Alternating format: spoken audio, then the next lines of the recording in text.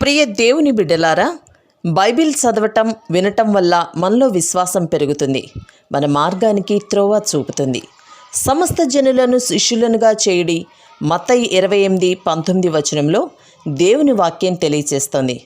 Telugu బైబిల్స్ను RRK మూర్తి గారు research చేసి విశ్లేషణ చేసిన బైబిల్లోని ప్రతి అధ్యాయాలను వచనాలను వరుస క్రమంలో అనగా ఆదికాండం నుండి ప్రకటనా గ్రంథం వరకు ఇవ్వబడుతుంది. ప్రతి ఒక్కరూ ఆధ్యాత్మికంగా విశ్వాసంలో బలపడి మీ జీవితంలో ఎదుర్కొంటున్న సమస్యల నుండి విడుదల పొందండి. ప్రతి ఒక్కరూ మీ దీవెన టీవీని సబ్స్క్రైబ్ చేసి ఈ వాక్యాన్ని లైక్ చేసి మీ మిత్రులకు బంధువులకు షేర్ చేయండి. దేవుని సువార్తను ప్రకటింపబడుటలో మీరు పాలిభాగస్తులు కండి. యేసుక్రీస్తు వారి శుభనామంన మీకందరికీ ఆహ్వానం. మన పాఠం ప్రసంగి గ్రంథం 7వ అధ్యాయం. సావధానంగా వినండి. సొలొమోను ఈ ప్రసంగం రాస్తున్నాడు. అంటున్నాడు, సుగంధ తైలము కంటే మంచి పేరు మేలు, ఒకని జన్మదినము కంటే మరణదినమే మేలు.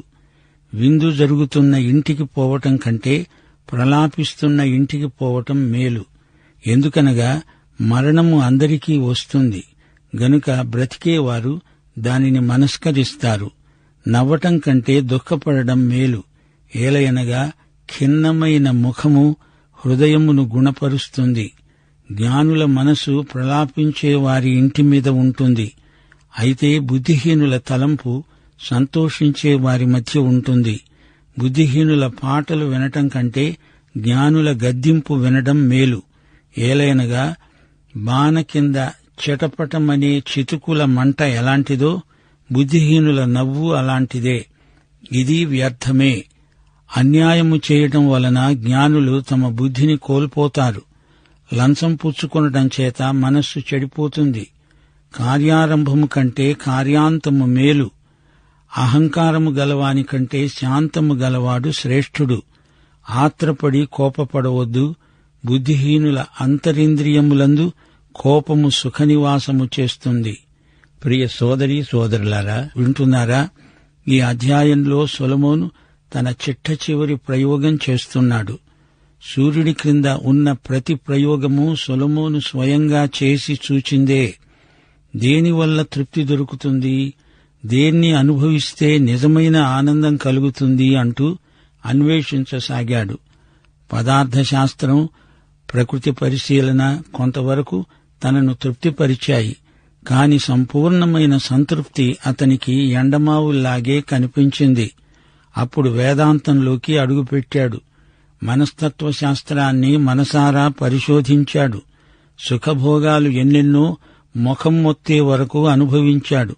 కర్మ సిద్ధాంతం, ప్రారబ్ధ వేదాంతం ఒకటేమిటి, అన్ని రకాల పరిశోధనలు కొనసాగించాడు. స్వార్థం, స్వకీయ వ్యాసంగాలు, మతాచారాల అనుష్ఠానం, వీటిలో ఏవీ అతని ఆత్మను తృప్తిపరచలేకపోయాయి. హృదయానికి సంపూర్ణమైన తృప్తి క్రీస్తునందే కలుగుతుంది. ఐశ్వర్యము మానవునికి ఆత్మతృప్తిని కొనిపెట్టజాలదు. లోకమంతటిలో మహాధనికుడైన సొలొమోను ఈ మాట అంటున్నాడు. ఇప్పుడు చిట్ట చివరి ప్రయోగం చేస్తున్నాడు. నీతి, నైతిక ప్రవర్తన, నీతిమత్వం మొదలైన అంశాలు అతణ్ణి నింపేశాయి. పొరుగువాడికి మంచి చెయ్యి, స్వంత లాభం కొంత మానుకొని పొరుగువానికి తోడ్పడు. కొందరున్నారు, వారు సమాజంలో ఎంతో పై అంతస్తుకు చెందినవారు. వారు మామూలు మనుషులతో కలిసి మెలిసి తిరగరు. వారి పిల్లలను కూడా బీద పిల్లలతో కలవనీయరు. వారు ఎక్కువగా పై తరగతి మనుష్యులు వెళ్లే చర్చికే వెళ్తుంటారు. వారిది పై అంతస్తు. ఇలాంటి వ్యక్తులకు సొలొమోను పరిశీలనాత్మకమైన తలంపులు అందిస్తున్నాడు. నీకు మంచి పేరుందా? అది సుగంధ తైలము కంటే మంచిది. అతడు ఎవరి జోలికి పోడు, చాలా మర్యాదస్థుడు, ఎప్పుడూ చిరునవ్వుతో కనిపిస్తాడు. అందరూ అతణ్ణి మెచ్చుకుంటారు. అందరితో అతనికి మంచి సంబంధాలున్నాయి. అతడు చనిపోయినప్పుడు సమాధి కార్యక్రమం జరిగిస్తూ పాస్టరు అతణ్ణి ఎంతో ప్రశంసిస్తాడు. అతణ్ణి పరలోకంలోకి నెట్టడానికి ప్రయత్నం చేస్తాడు. కాని దానివల్ల అతని ఆత్మకు ఏమి ప్రయోజనం? సామాజిక సాంఘిక కార్యక్రమాలలో పాల్గొంటాడు. ప్రతిదానికి తల ఊపుతాడు. కాని స్వయంగా అతడు చేసేదేమీ ఉండదు. వారికి అబద్ధానికి నిజానికి భేదం తెలియదు. ప్రస్తుతానికి పని గడుపుకొని పోతూ ఉంటారు. ఇలాంటి మర్యాదస్తులు చివరికి ఆధ్యాత్మిక శూన్యంలోకి వెళ్లిపోతారు. ఇలాంటి ఆధ్యాత్మిక నపుంసకులు ఎందరో ఉన్నారు. తటస్థ విధానం మంచిది కాదు. దుఃఖాన్ని, విషాదాన్ని తాత్కాలికంగా తప్పించుకోవడానికి ఎన్నెన్నో ప్రయత్నాలు చేస్తారు. సమాధి వరకు నవ్వుతూ వెళతారు. ఆ తరువాత నిత్యత్వపు జీవితంలో వారికి నిత్య విషాదమే. ఎంత మంచి సమాధి కార్యక్రమం అని కాపరికి అభినందనలు చెప్పు. కాని ఆ చనిపోయిన వ్యక్తి ఎక్కడికి వెళ్లాడు? అతని నిత్యత్వం ఎలాంటిది? ఇది ఎవరూ ఆలోచించరు. చచ్చిన వాణ్ణి పాతేసి వచ్చి స్నానాలు చేసి చక్కని విందు ఆరగిస్తూ హాస్యోక్తులు పలుకుతూ నవ్వుకుంటారు. మరణానికి అవతల ఏముందో ఎంతమంది ఆలోచిస్తున్నారు? ఆ వ్యక్తి రక్షించబడిన వాడేనా? క్రీస్తునందు అతనికి దేవునితో సరైన సంబంధం ఉన్నదా? వారికది అంత ముఖ్యమనిపించదు. వారు పరోపకారంలో పట్టభద్రులు, కాని పరలోక విషయములో నిష్ఠదరిద్రులు. ఒక జ్ఞాని నిన్ను విమర్శించినప్పుడు దాన్ని కృతజ్ఞతతో అంగీకరించు.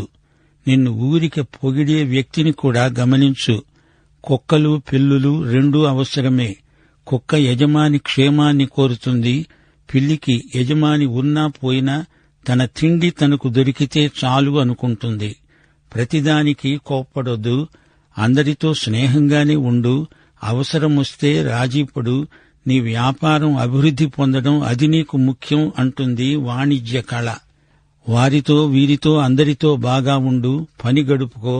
శనివారం రాత్రి వరకు నీ ఇష్టం వచ్చినట్లు బ్రతుకు. తిను, తాగు. ఆదివారం చక్కగా ప్రార్థన మందిరానికి వెళ్ళు. పాటలు పాడు.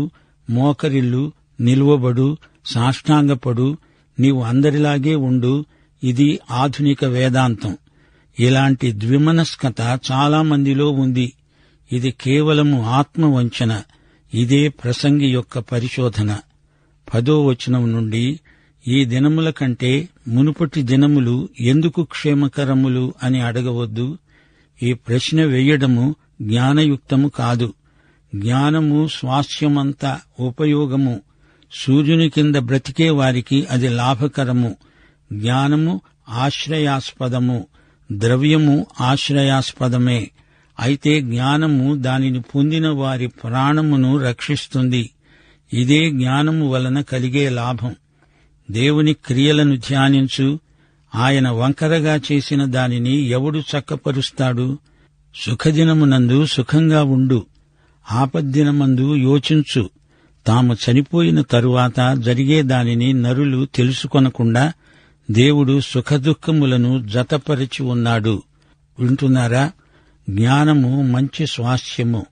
ఇలాంటి వారసత్వం గలవారు ఎల్లప్పుడూ సంపన్నులే. సామెతల గ్రంథంలో జ్ఞానము అని వచ్చినప్పుడెల్లా ఆ జ్ఞానము క్రీస్తే అని గుర్తించాము. క్రీస్తే మనకు జ్ఞానమై ఉన్నాడు. క్రీస్తు లేని జ్ఞానము మత విషయిక మౌఢ్యానికి నడిపిస్తుంది. డబ్బు మనకు కాపుదల అంటే కొంతవరకు నిజమేగాని, డబ్బునే దేవుడిగా ఎంచుకొని సిరికి దాసుడివై క్రీస్తును పోగొట్టుకోవడం నిత్య నష్టం. క్రీస్తునందలి జ్ఞానం మనకు నిత్య జీవం. యోహాను సువార్త 17వ అధ్యాయంలో యేసు ప్రభు ప్రార్థన చేస్తూ అన్నాడు, అద్వితీయ సత్యదేవుడవైన నిన్ను, నీవు పంపిన క్రీస్తును ఎరిగి ఉండడమే నిత్య జీవం. మనకు జ్ఞానమై ఉన్న క్రీస్తు ద్వారా పరలోక విషయంలో ఆత్మ సంబంధమైన ప్రతి ఆశీర్వాదము మనకు సంక్రమిస్తుంది. 15వ వచనం నుండి, మా వ్యర్థ సంచారముల కాలములో నేను వీటినన్నిటినీ చూచాను. సొలొమోను ఒప్పుకుంటున్నాడు, అతడు చేసిన విహారయాత్రలు, ప్రయాణాలు అంతా వ్యర్థ సంచారమే. సొలొమోను కాలికి బలపం కట్టుకొని తిరిగి తిరిగి వీటినన్నిటినీ పరిశీలించాడు, అధ్యయనం చేశాడు.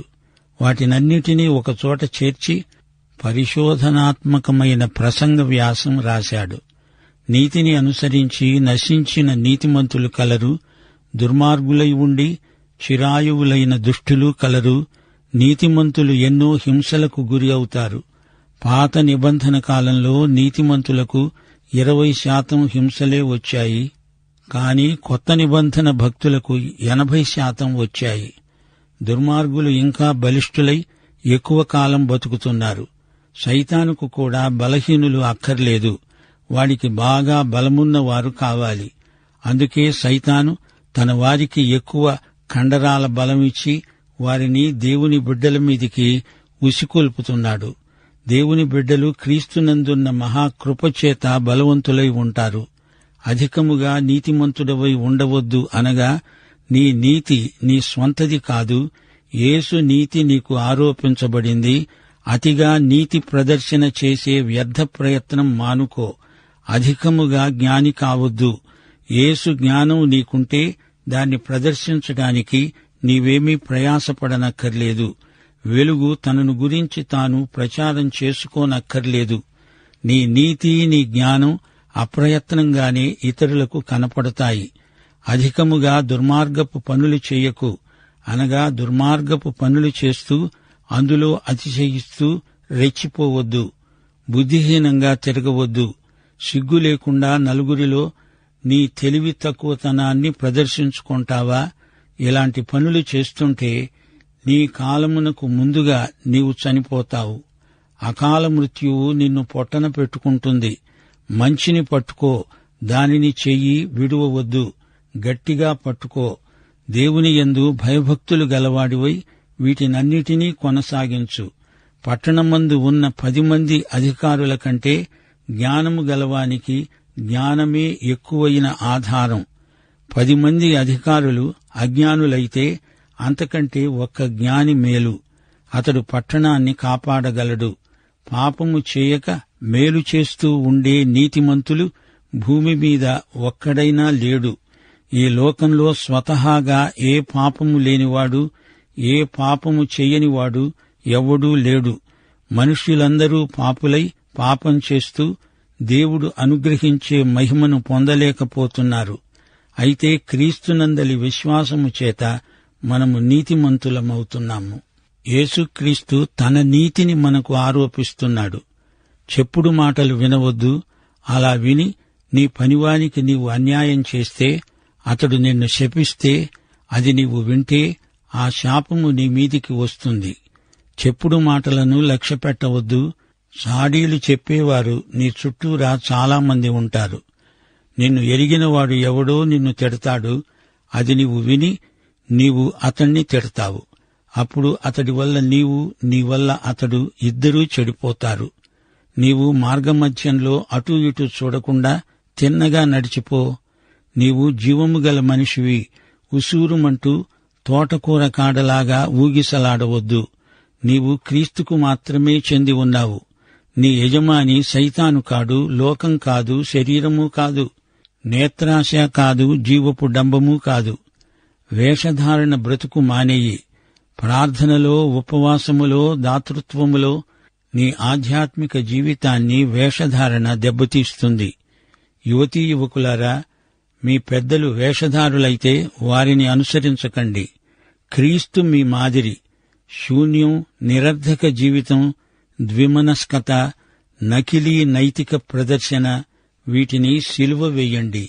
నాస్తికుడినైనా ప్రభువు దగ్గరికి నడిపించవచ్చును గాని స్థిరపడిపోయిన క్రైస్తవ వేషధారులను మార్చడం దేవుడికి కూడా ఎంతో కష్టం. ఈ వేషధారి సువార్త వింటున్న కొద్దీ ఫరోలాగే తన హృదయాన్ని ఇంకా ఇంకా గట్టిపరుచుకుంటాడు. ఇది చాలా విషాదకరం. నీవు అనేక మారులు ఇతరులను శపించావని నీకే తెలిసి ఉన్నది గదా.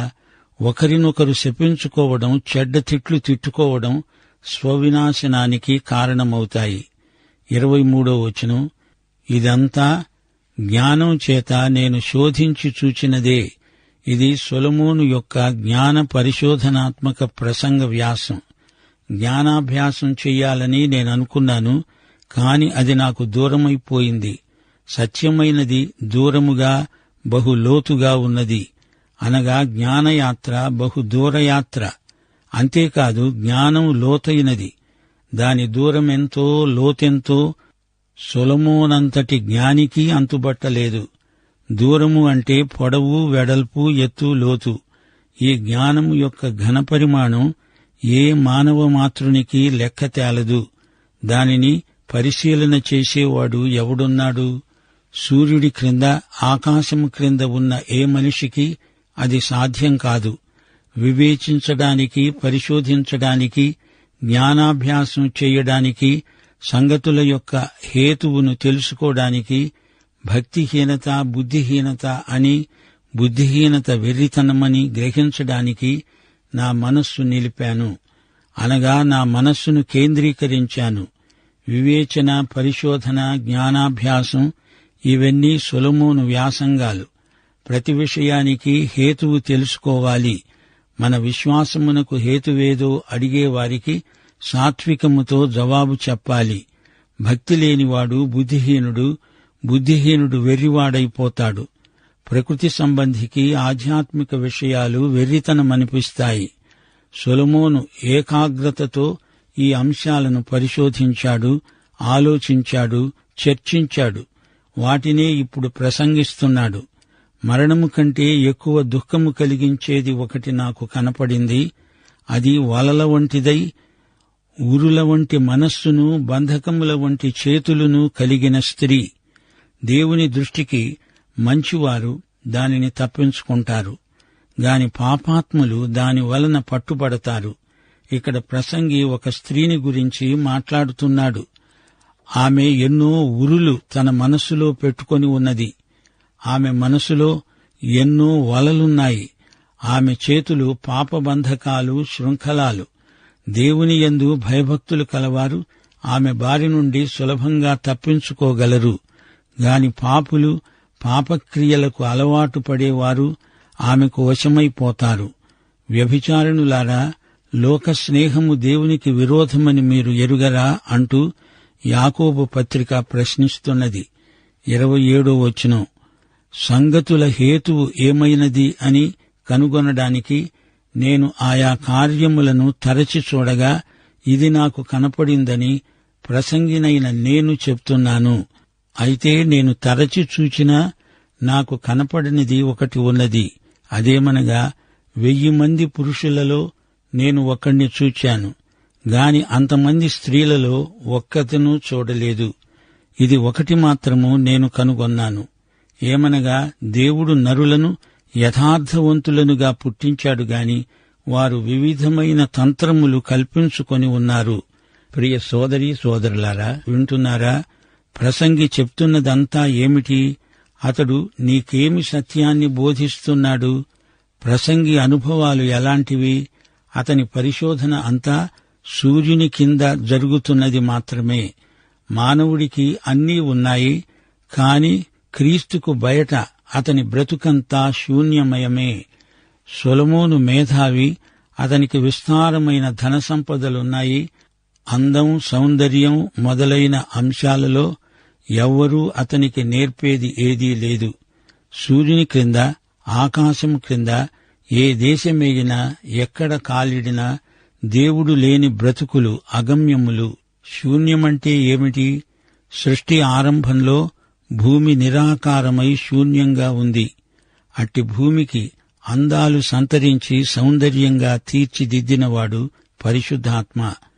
క్రీస్తునందు మిమ్మును నూతన సృష్టిగా తీర్చిదిద్దుతున్నవాడు పరిశుద్ధాత్మ. ప్రకృతి పరిశీలన మొదలైనవన్నీ మనలను దేవుని వద్దకే నడిపిస్తాయి. రోమాపత్రిక 1వ అధ్యాయం 20వ వచనం. ఆయన అదృశ్య లక్షణములు అనగా ఆయన నిత్యశక్తి, దేవత్వము, జగదుత్పత్తి మొదలుకొని సృష్టించబడిన వస్తువులను ఆలోచించటం వలన తేటపడుతున్నాయి.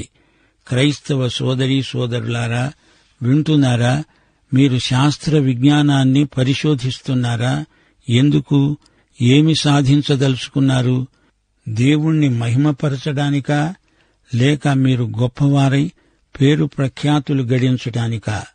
అలాగైతే చిట్ట చివరికి మీరు ప్రసంగితో కలిసి అంతా వ్యర్థము అని పాట పాడాల్సి ఉంటుంది. మానవుడా, నీ ఉనికిని గురించిన దేవుని ఉద్దేశ్యమేమిటి?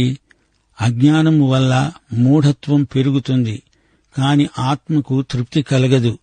పని, కళలు, సంగీతం, సాహిత్యం, వేదాంతం ఇవన్నీ నీ మనసుకు కొంతకాలం నిషా కలిగించవచ్చు, కాని నీ ఆత్మలో శూన్యం అలాగే ఉండిపోతుంది.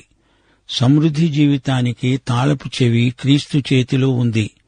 యెషయా గ్రంథం 26వ అధ్యాయం 3వ వచనం, ఎవని మనస్సు నీ మీద ఆనుకుంటుందో వానిని నీవు పూర్ణ శాంతి గలవానిగా కాపాడుతావు. కాలానికి, స్థలానికి మనము బందీలం. ఇక్కడ ఉండి ఇక్కడి జ్ఞానంతో జీవిత మర్మాలను తెలుసుకోవడం అసాధ్యం. మానవుడికి తన జీవితం మీద ఎంత అధికారముంది? మరణంతో అంతా మట్టిలో కలిసిపోతుంది. మానవుని సమస్య జీవన్మరణ సమస్య. మానవుడు ప్రత్యేక సృష్టి. అతడు జంతువు కాడు, మృగము కాడు. నిత్యత్వము చేత ప్రభావితమైన జీవితాలు విలువలను కాపాడుకుంటాయి. లోకంలో చెడుగు ఉన్నది. మనము దేవుని బిడ్డలము గనుక దేవుని రాజ్యమును, నీతిని మొదట వెదకాలి. అప్పుడు మన అక్కరలన్నీ తీరుతాయి. దేవుడు చేసిన నీతిమంతులే దేవుని రాజ్యములో పరిపాలకులు. ఇంత బ్రతుకు బ్రతికి చివరికి నరకములో పడే కంటే అసలు నీవు పుట్టకుండా ఉంటే బాగుండేది కదా.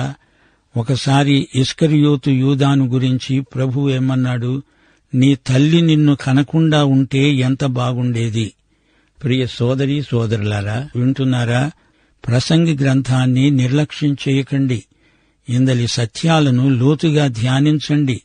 మానవుడిలో సహజంగా పోటీ మనస్తత్వం ఉంది. ఇతరుల కంటే నేను మించిపోవాలని, నేను స్వంతగా పనిచేసి ఏదో గొప్పవాడినైపోవాలని మానవుని సహజ వాంఛ. తప్పిపోయిన కుమారుడి జబ్బు అదే. నా తండ్రి, నీతో లెక్క ముగించుకుంటాను, నన్ను స్వంతగా బతకనియ్యి, నా జోలికి రావద్దు, నా బతుకు నేను చూసుకోగలను. ఇదే మనస్తత్వం కలిగిన వారు తప్పిపోయిన కుమారునితో పాటు కవల పిల్లలు కారా? దేవుని బిడ్డలు కష్టించి మంచి పని చేస్తారు, పోటీ కోసం కాదు. దేవుడిచ్చిన తలాంతు తమ శక్తి సామర్థ్యములకు అనుగుణంగా దేవుడిచ్చినదే. ఇతరులతో పోల్చుకొని నిన్ను నీవు హెచ్చించుకొని అవతల వ్యక్తిని తగ్గించవద్దు. దుర్లాభాపేక్ష మంచిది కాదు. దేవుని సంఘమందు నీవు ఒకడివి. మనమంతా దేవుని కుటుంబం. మానవుని కీర్తి కండూతి బాబెలు గోపుర నిర్మాణాన్ని జ్ఞాపకం చేస్తుంది. మతప్రమేయం లేని మనుషులము అని చెప్పేవారు తమ స్వంత మతాలను అంటిపెట్టుకునే ఉంటారు. మతాలు దేవుణ్ణి వాడుకుంటాయి. అది దేవుని దృష్టిలో నీచం. కాని దేవుడు మనుషులను వాడుకుంటాడు. అది దేవుని కృప. దేవుని వాక్యమే మన విశ్వాస ప్రమాణం. దేవుడు చెప్పేది ఎక్కువ వినాలి. క్రైస్తవుల ఆర్థిక దృక్పథం క్రీస్తు యొక్క దృక్పథమే. దేవుని బిడ్డలారా, వింటున్నారా? ధనసేకరణ మన గమ్యం కాదు. దాని ద్వారా దేవుణ్ణి మహిమపరచాలి. పేరు ప్రఖ్యాతుల యావతో దేవునికి దూరమైపోతున్న తప్పిపోయిన కుమారులు తిరిగి రావాలి. మానవునికి దేవుడు శక్తి సామర్థ్యములిచ్చాడు, పనిచేసే నేర్పు ఇచ్చాడు, పంటలు పండే భూమినిచ్చాడు. అందుచేత మనిషి ఈ వనరులన్నిటి విషయములో దేవుని గృహ నిర్వాహకుడై ఆయనను మహిమపరచాలి. కలలు, దర్శనాలు క్రైస్తవ జీవితంలో పరిమితమైన ప్రయోజనం కలవి. మన అనుభవాన్ని బట్టి వాక్యాన్ని వివరించకూడదు. వాక్యాన్ని బట్టి మన అనుభవాలను అవసరమొచ్చినప్పుడల్లా మార్చుకుంటూ ఉండాలి. దేవుడే మన నిత్య భవిష్యత్తును నిర్ణయించేవాడు. దేవుని బిడ్డలారా, పాఠమంతా మనకు ఇదే సత్యాన్ని బోధిస్తున్నది. మరణము అనే సంఘటన మనందరికీ తప్పనిసరి. దుఃఖము, శ్రమలు మనలను క్రమశిక్షితులను చేస్తాయి. మనము గతకాలంలో జీవించలేము గదా. సుఖభోగాల వెంట పరుగులు పెట్టే కంటే హృదయంలో జ్ఞానం అంకురించటం ముఖ్యం. సొలొమోను చెప్పిన ప్రతి మాట కొత్త నిబంధనలోని సత్యాలతో సరిపోల్చుకోవాలి. ప్రియ సోదరీ సోదరులారా, నీవు యేసుక్రీస్తును నీ స్వకీయ రక్షకునిగా ప్రభువుగా ఎరుగుదువా? యేసే నీకు జ్ఞానం, పరిశుద్ధత, నీతి, విమోచన అయి ఉన్నాడా? అయితే ఈ పాఠం నీకోసమే. మన ప్రభు అయిన యేసుక్రీస్తు వారి దివ్యకృప, తండ్రి అయిన దేవుని పరమ ప్రేమ, పరిశుద్ధాత్మ యొక్క అన్యోన్య సహవాసము, సహాయము, నిత్యత్వము పర్యంతము మనకు తోడై ఉండునుగాక. ఆమేన్.